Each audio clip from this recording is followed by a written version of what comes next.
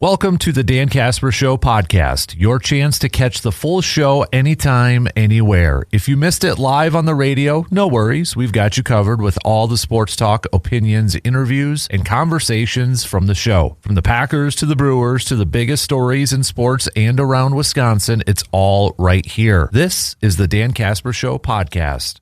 All right, here we go. Final hour kicking off on this crazy Wednesday morning, and thanks for hanging out with us all morning long. Participating, hitting us up with some messages. Love chatting with all of you. I know I missed some of them, but that's not on purpose. We just have a lot to get through. So I appreciate all of you chiming in here this morning. Without further ado, we had 65 of you texting in wanting this AJ Hawk patch card. So I put 65, 1 through 65 in the random generator, organizer, whatever we want to call it. You can go to a website and say, hey, plug in 1 through 65 and give me a random number on there. So that's what I did. Okay. So and everybody, it was the order that I got the text in. Okay. So that's where we were at. The order that I got the text in. And it was number 27. So Mike. Now, if we got a few mics, check your texts, because you then will be the winner. Okay, so if you get a text from me and your name is Mike, you're the winner. If your name is Mike and you don't get a text from me, you're not the winner. All right, I am texting it right now. All right, so if you are the Mike, because some of you texted in, I don't have a name. If you want to follow up and give me a nickname or anything so I could call you that next time you text. We looked like we had a few first-time texters, so I appreciate that. We're going to have more of this stuff, too. We're going to have more of this stuff. So, but again, a big thanks to Tyler from Slab Factory for donating that. And I've got a bunch of station swag. You know, got some stuff that we're going to be handing out on Friday as well. But, yeah, I got some station stuff that if you're all up for it, we could do more of this stuff if you want. All right? Kind of do a little trivia stuff, and you know, we got coffee mugs, we've got scotch glasses, we've got some shirts and such. So, yeah, if you're up for it, we'll do more of that stuff. But again, big thanks to everybody who chimed in with the answers. A lot of you know that. A lot of you knew that answer. So, good stuff. Good stuff. We've got. So I've been asking. Oh, hey, how about this? Brewers just posted this. Brice Turang named to the first team for All World Baseball Classic. First team, Brice Turang, second base. Heck yeah. That was one of the things we were talking about with the World Baseball Classic. It helped, I think, put a lot of the players that maybe you didn't know a whole lot about on a world stage, and now you kind of know them a little bit. I think, you know, for a guy like Brice Turang, there you go. We obviously know about him. And I think, you know, he gets obviously some attention across Major League Baseball because, well, he's a Gold Glove winning second baseman. A couple years ago, he's a Platinum Glove winning second baseman. But still, you know, like when they did those shredder rankings of the top 10 players at certain positions, remember that was just a few weeks ago. It was at MLB.com or MLB Network did it. And Brice Turang was still kind of like towards the bottom of the rankings of second baseman. It's like, what are we doing here? And I think this is just another example of him kind of showcasing the player that he is and the player that he's becoming. And right now, to see the growth of Brice Turang, I think is one of the best stories in the last few years surrounding the Brewers, is the growth of Brice Turang. From his rookie year, where, remember, it was a little bit of a surprise that he made the opening day roster, because it was like, okay, we knew that he was probably going to be on the roster at some point, but the fact that he made that opening day roster, I still remember watching the video, because this is the point in time now, too, in the season where you're going to see teams release videos of the managers telling them, hey, you've made the ball club, and the emotion and such. I still remember the Brice Turang one. It was a mild surprise. It's like, oh, okay, he made it. And then offensively, which just was not great. Sent back down, called back up. That was Craig Counsell's final year. And then it was like something clicked. And I know Counsell mentioned it his first year with the Cubs, and he mentioned Brice Turang and the growth from Brice Turang and really credited Pat Murphy. And kind of said, you can see the growth of these players like a Brice Turang under Pat Murphy. And Pat Murphy talks a lot about the growth of Brice Turang. And I think one of the biggest things, too, is remember, was it his second or third year? I think it might have been his third year. Because Turang struggled against left-handed pitching. And Pat Murphy empowered him. And Pat Murphy said, we're going to give you a chance. Going to give you a chance to go out there and prove that you can hit left-handed pitching. Because that was kind of the thought was, all right, every time there's a left-handed pitcher, is Brice Turang going to be on the bench? And last night, he got a hit off a left-handed pitcher. Got the first hit for Team USA. But he took that chance, he took that opportunity that Pat Murphy gave him and just continued to get better and better and better. It is one of the best stories in the last few years with this Milwaukee Brewers team to see the emergence and the rise and the continued improvement of Brice Turang. Now, I know on one hand, if you kind of look at it from a glass half empty approach, there's probably some people that say, yep, he's pricing himself out of Milwaukee. You're not wrong. That is probably the case. But lo and behold, the Brewers have a lot of younger guys waiting in the wings here. But yeah, he's no doubt about it. Now, to be fair, Brice Turang is not an unrestricted free agent until 2030. So we got a little bit. But it has just been awesome to see this guy continue to just get better and better offensively. We know what he brings to the table defensively. We know this. But is it that far-fetched to say Brice Turang offensively might be the best offensive second baseman? Is that the expectation heading into this year? I mean, you got Ketel Marte, you've got other guys that are going to be in there. But I'm excited to see what else he can do. What else can Brice Turang do this year to take that next step, to rise to that next step? He's such a fun player to watch. Fun player to watch from a fundamental standpoint. Defensively, makes some of those plays just look ridiculous and ridiculous easy. It is, say what you want about Joey Ortiz offensively. If you appreciate good up-the-middle defense and infield defense, watching Ortiz and Turang work for the Brewers it's like chef's kiss. It's awesome. You'll love it. And I'm not going to take that for granted going forward, but it has just been a lot of fun to watch Brice Turang. And good for him. Going out there because, again, I think if you ask maybe it's just some casual baseball fans, you look at that starting lineup, Aaron Judge, Bobby Witt Jr., Bryce Harper, Kyle Schwarber, Cal Raleigh, even though he didn't get to start last night. A lot of those guys. And then it gets to Brice Turang, and they're probably like, who? Oh, okay, whatever. Good on him. Good on him and well-deserved. And, even like Team Italy, the Fisher, first-round pick from the Brewers last year. Brewers fans now probably know more about him and are more excited about him and saying, when can this guy come up? If you were paying attention and watching the World Baseball Classic, you're like, oh, this guy's going to be our future third baseman. You're excited. You're pumped. Maybe puts a little pressure on him and such, but yeah. Heck yeah. I loved it. I'm not going to stop talking about it. I love it. Yeah, Paul, if you got more cards to give away, my man, we can make that a weekly thing if you want. I think a lot of people texted in, so heck yeah. Let's do it up, bro. If you're willing to do that. So Zach says Olympics, draft, Daytona 500 for his. So all right. Let's take a quick break. But that was awesome. to see that. I didn't see the whole team. I just saw the Brewers post it, so I'm going to see if I could find who the whole World Baseball Classic team is. I'll do that during the break. All right, quick break, but we'll be right back in just a couple of minutes.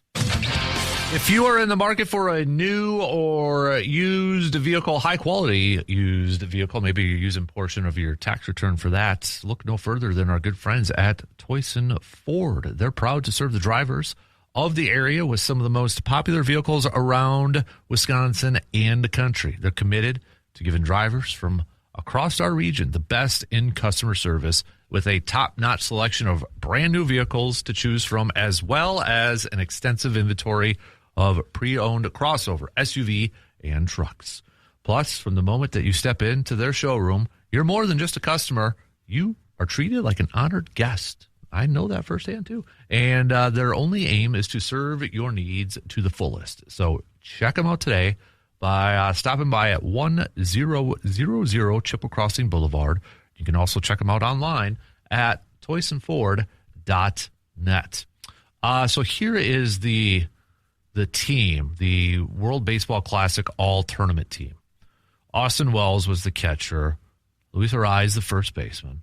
Second base, Brice Turang. And this is the perfect write-up. I mean, it's one sentence long. Turang might not have been as well known as some of his superstar USA teammates, but he was a key cog in the tournament, recording 8 hits in 22 ABs. Yeah. Third base, Garcia, who was the World Baseball Classic MVP. Tovar, that was at shortstop. That's the guy like my kid is like gravitated towards, and now he like wants his jersey or cards and such too. So Roman Anthony, again, now younger guy. He was added after Corbin Carroll's injury, but this was the prospect last year for the Red Sox, came up and such, and I mean, 21 years old, and all he did was hit a couple home runs and 920 OPS. Tatis was the other outfielder. Nori for Italy. Ohtani as the DH. Pitchers, Paul Skeens, Logan Webb, and then Aaron Nola. So, but Paul Skeens was fun to watch in this thing, too. That guy is just, you want to talk about guys like Brice Turang who are probably going to continue to get better and better and better. I feel like Paul Skeens is on that path too, which just makes it so scary. I mean, you talk about a better version of Paul Skeens. Oh, I mean, that dude is, It's scary to think about how much he's just going to be 24 in May. It is really scary to think about how, if he can be better. Projections wise, this is why wins. Am I wrong here? Since it is a Mike Star market, am I wrong? Can we just like maybe stop paying attention to win-loss records for starting pitchers? Because I mean, it's such a. If people just box score scout it, and they don't know anything about baseball, but they're tired of Paul Skeens talk, and they'll look it up and be like, well, dude was 10-10 last year. How good is he if he had 10 losses and 10 wins? He also had a 1.97 ERA, and his team stinks. His supporting cast stunk. And you look at his projections for this year, at least to Baseball Reference, 11-8 and a 2.43 ERA. Now, Pittsburgh, I would argue, they did some stuff in his offseason. They actually spent some money to, get better talent around him. But I think we can all assume Paul Skeens is not going to be a lifer for the Pittsburgh Pirates. He can say all the right things. He can, say he wants to stay and do all that. I wonder, though, for a guy like Skeens, who pitched in the World Baseball Classic and pitched at a high level and experienced, that environment. Some of those guys, they experienced it in the playoffs, and some of them experienced it in the World Series and such. But for dudes like Paul Skeens, experiencing what he just did at the World Baseball Classic with that environment, with that level of play, doesn't that just get you wondering? Doesn't that get you like, I want more of that? I want to be on a team where I can experience that, where I can do that year in and year out. I want that. I would think so. I was just kind of curious. I was looking at Spot Track and market value right now for a guy like Paul Skeens.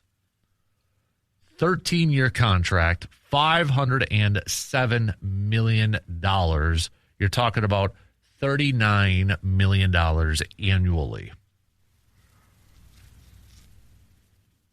And honestly, I think that number is going to go up. Now, a lot's going to depend on, I think, the upcoming labor discussions and such. And, you know, that's going to be the interesting part of how that affects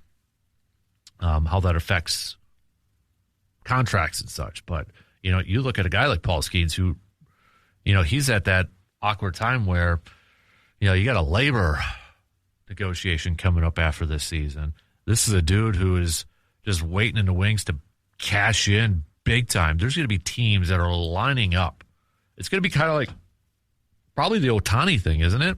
Where you had a bunch of teams, like every team would want Ohtani.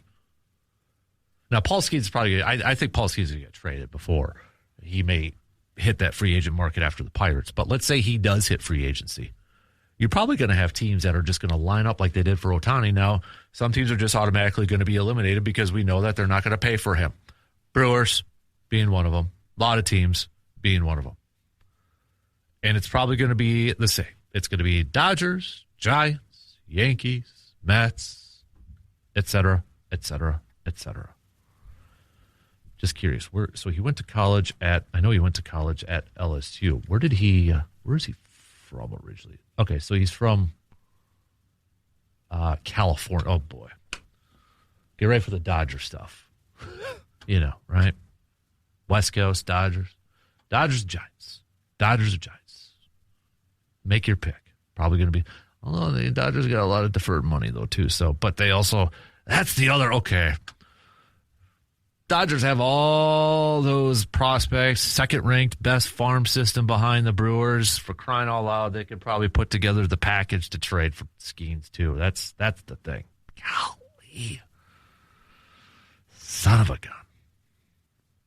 But no, yeah, of course I still got the Sal Frelick, Paul. What are you talking about? It's in the man cave, man. Can't get rid of the goat. Why would I get rid of the goat, dude? G-O-A-T, goat. Sal Frelick, man. Just watch. You watch. Value those cards. Sal Frelick. Sign him to a lifetime deal right now. Brewers. Kid. Kinda, but oh man. So this is going to be probably more of a thing. Do I launch it now? No, I'll do it next Monday. But we're going to do a little baseball movie bracket. We're going to get really into the baseball theme next week. So we're going to do a little baseball movie bracket challenge coming your way. So think about that for a little bit matchup wise. Yeah, we all have our favorites, and that's probably what you're going to pick. But I'm going to make some tough matchups here, and you're going to have to make some tough decisions. So I remember one year, it was during COVID. We did the best sports movie bracket challenge, and Field of Dreams won the overall bracket. So Field of Dreams won the overall bracket, but I have a feeling Field of Dreams might not win the baseball bracket. I could be wrong, but matchup based, right? It's all going to be dependent on matchups. Like I have my favorite baseball movie. It's Sandlot. It's the nostalgia part of it. I love the quote. I love Babe Ruth and that. Love that quote. Heroes get remembered. Legends never die. Follow your heart, kid, and you'll never go wrong. Love that. It's one of my favorite quotes of all time. Not just movie, but quotes all time. I don't know if it'll win. It'll be all matchup based. So we're going to go really baseball heavy next week. So, and then maybe part of it too. Think about a lot of baseball stuff. Maybe a baseball player you collected as a kid. Your favorite baseball player as a kid.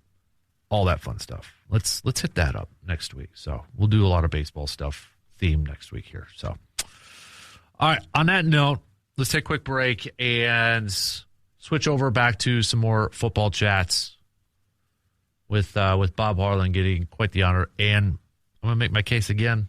That guy, he needs to be in the Pro Football Hall of Fame. He needs to be. And it's about time that the Pro Football Hall of Fame does something about it. Quick break, but we'll be right back in just a couple minutes. Brackets. Get those brackets on in. It's one of your final reminders here. You got to get it done before tomorrow. SportsTalk1051.com. Click on that Fan Cave tab and fill out that bracket, baby. So let's talk a little football just to switch it up here. So yesterday, Ed Policy talking and say that they're going to be adding Bob Harlan's name to the Lambeau Field facade. And, you know, they have the plaza outside of the atrium, the Lambeau Field atrium. It's the Harlan Plaza. But this is, I think, well-deserved. 100% it's well-deserved. I would argue the Pro Football Hall of Fame needs to do something too. And I get it, they got a process. I have issues with the process. It gets brought up every year. I have an issue with NFL's it's not the NFL, it's the Pro Football Hall of Fame. NFL not attached to it. Same with Major League Baseball. It's the Major League Pro Baseball Hall of Fame, and then it's the Pro Football Hall of Fame. So they have their processes. I understand it, respect it, and such. Don't necessarily agree with it all, but nonetheless, and I get there's a log jam and such, but it feels like Bob Harlan still doesn't get the amount of credit, respect, due that he should from the Pro Football Hall of Fame. Because, and I'll keep hammering this up, there is no Ron Wolf, there is no Mike Holmgren, there is no Reggie White, there is no Brett Favre without Bob Harlan. There isn't. It took Bob Harlan to have that trickle-down effect. And we are in such a, sports are ego-driven. We know this. There's a lot of egos. A lot of egos. And for a guy like Bob Harlan to come in and say, I'm handing off all football decisions to Ron Wolf. He's making all the football decisions here. I'm not going to get involved in that. That's his specialty. That's his forte. And to kind of set that standard going forward. That's number one. There's a laundry list of things that we could look back at when Bob Harlan was first hired and the different things that he did to the franchise for the betterment of the franchise that still have an effect on today. You look at that. Obviously, the Lambeau Field upgrades, renovations, hitting the streets, campaigning, doing all that. Obviously, hiring Ron Wolf and even like after he was the main man in charge, he was one of the guys that got Favre back.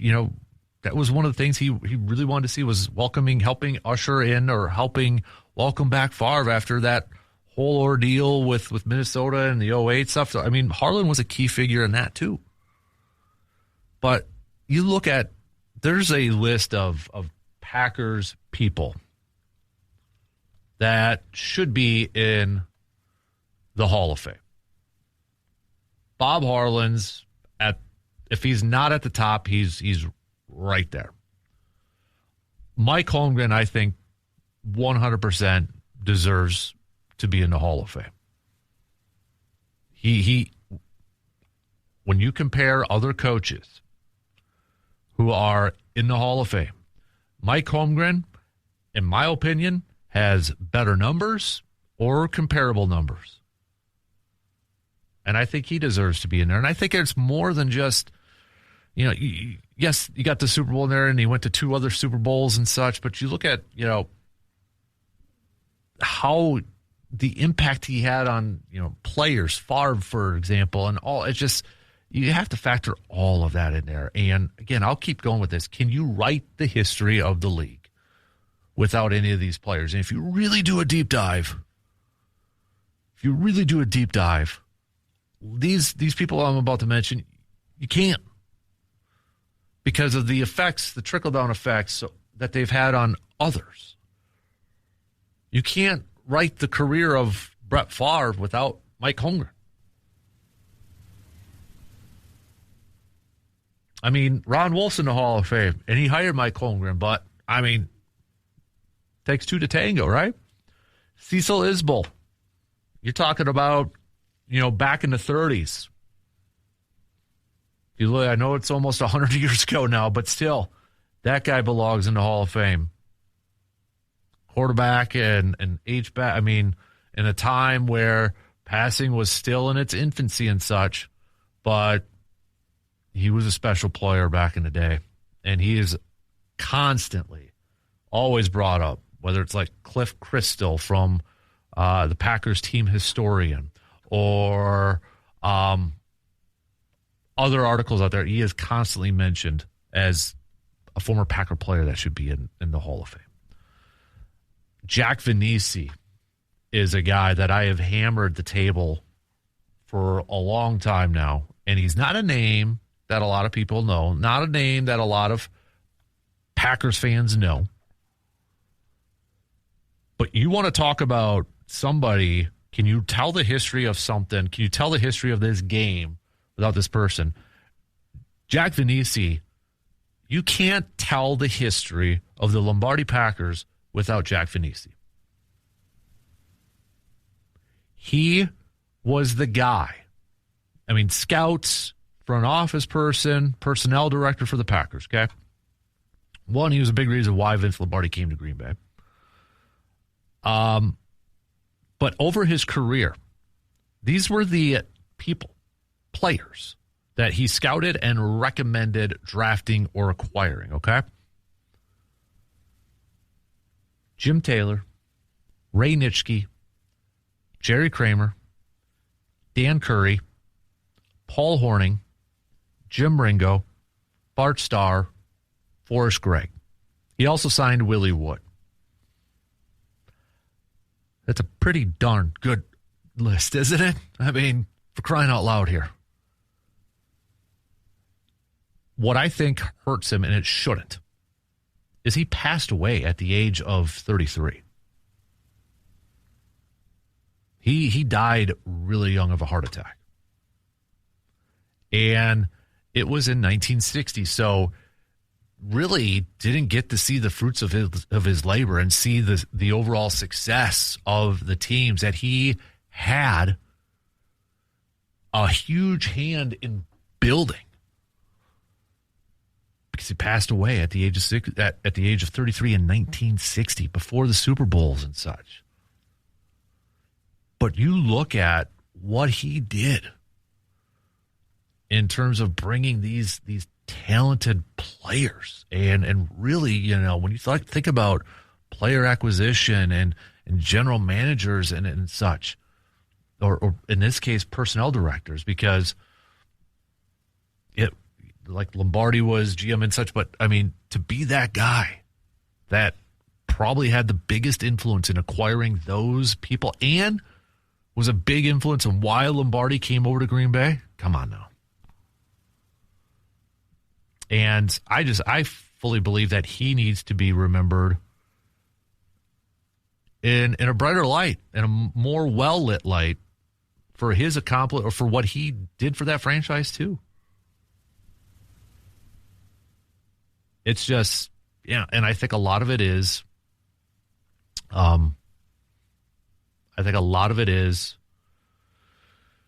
he passed away at a young age before those Super Bowl teams and such. That's what I feel like. So, but if you go around the Titletown district, there is a monument to Jack Venisi. He is nicknamed the architect of the dynasty for those Lombardi teams.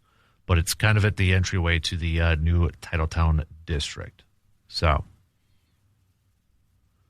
and it was actually, just reading a little bit more, the project was commissioned and paid for by Jack Venisi's brother, Sam. That's really cool. So, but if you're a Packers fan, do yourself a favor and just learn a little bit more about him.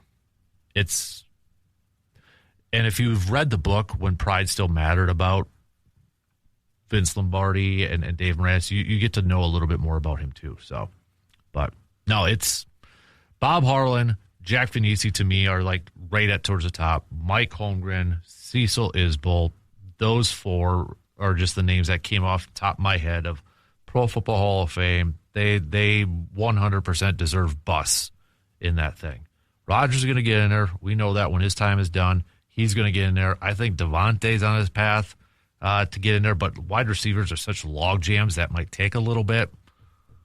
Heck, Micah Parsons might be getting in there too, so who knows? But, yeah. All right. We got to take our final break here. We'll get to some picks. We got some college games to pick tonight, NBA games, hockey, all that good stuff. So we'll start to wrap up things. Final call, though, if you have any more Mike Star Markets, Am I Wrongs, or Hy-Vee Game Changers and such. So feel free to text those on over, 715-830-1912, or join in on the video chat room. Quick break, and we'll be right back after these few words.